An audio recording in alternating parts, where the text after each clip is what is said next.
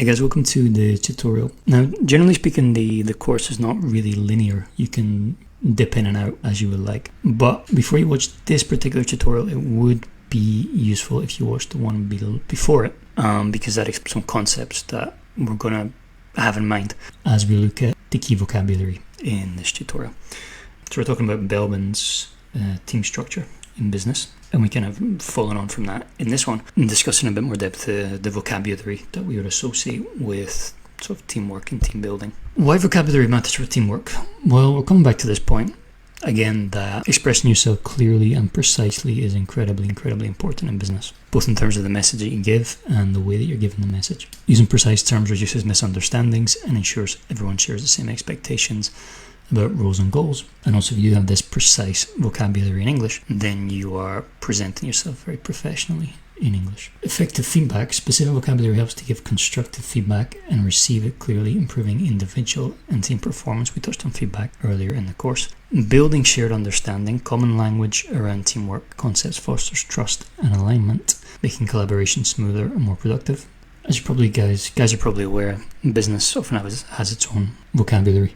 So words like cohesion, alignment, accountability, you're not really very likely to hear these in other contexts day to day, but they are necessary for precisely capturing sort of fairly complex ideas.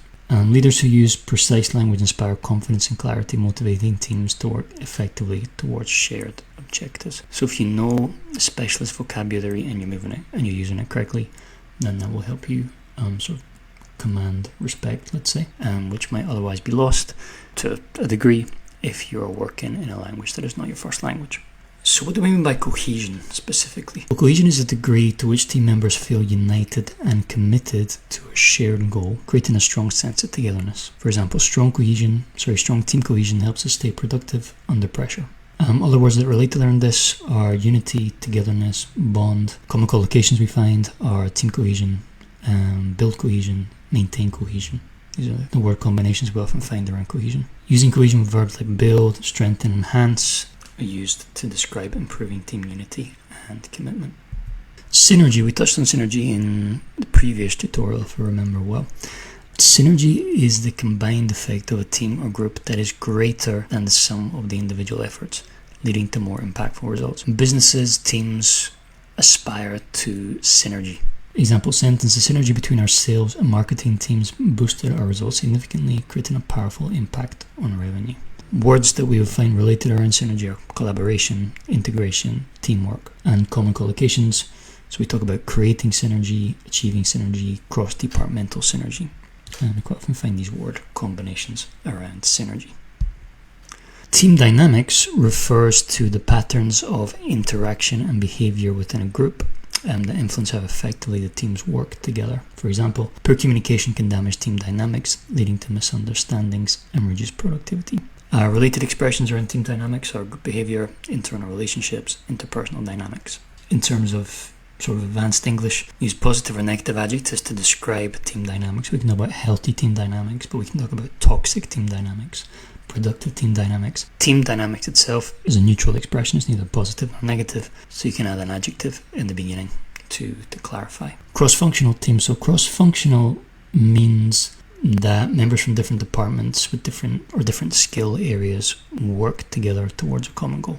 Our cross-functional project team include designers, engineers, and marketers, each contributing unique skills. So different skills, different talents coming together in order to achieve something collectively. Related words around cross-functional, we've got multidisciplinary, which means more or less the same thing, integrated, collaborative, and our collocations can be cross-functional collaboration, cross-functional leadership. So you can see how we can put these phrases and combine these phrases together to make advanced English vocabulary phrases from business. These teams encourage diversity of expertise and foster innovation by combining different perspectives and skills to solve complex problems. So how do these concepts connect? Alright, so they don't exist in isolation. When you're building a team, cohesion, synergy, team dynamics, cross-functional capacities are all interrelated to a greater or lesser degree. Cohesion represents the emotional unity that binds team members together, fostering trust and commitment. Synergy is the increased productivity achieved when team members effectively combine their efforts and skills.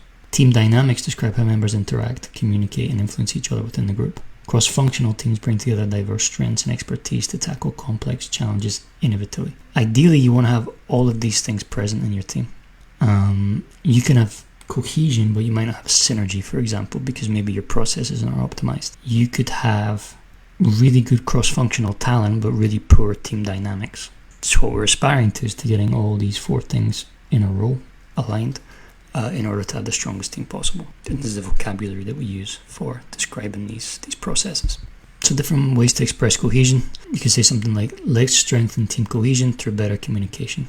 So as a leader, or as a manager, or as both, if you believe your team is not as cohesive as it could be, well, you will want to try to diagnose why that's the case. Highlighting synergy, you want to celebrate joint achievements. We've achieved great synergy this quarter, meaning our collective performance has been perhaps above what might have been expected. Team dynamics example, use positive inclusive language such as our team dynamics are improving with regular feedback. We spoke about feedback earlier in the course. So these are just some examples of how concepts can combine and the way you can express these concepts in English as a manager or a leader. So just to sum up these 4 key concepts, cohesion is the emotional bond and unity within a team, fostering trust and cooperation. Synergy, of course, when combined team efforts produce greater results than individual contributions alone. So synergy and cohesion are not quite the same thing.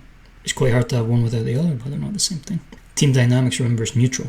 It describes the interaction and relationship among team members that influence performance. So it could be powerful team dynamics, negative team dynamics, toxic team dynamics, exceptional team dynamics. You can modify it anyway. Cross-functional teams bring together diverse expertise from different departments to innovate and solve complex problems. So something to think about as we come to the end of this tutorial is which of these ideas best describes your current team and how could you improve it? So when you think about cohesion, how cohesive is your team? Is synergy present in your team? Because it's not present in all teams by any means. Teams can be competent and fairly successful, but that doesn't mean they have synergy. How are the team dynamics? We think about things like communication channels and feedback and how people communicate with each other. Cross-functional, what talents can you find in your team, in your department, and how do they complement each other or not, as the case may be. So these are interesting things to think about, and obviously interesting things to think about using the vocabulary from the last couple of tutorials. Thanks very much, guys. I'll see you in the next one. Bye.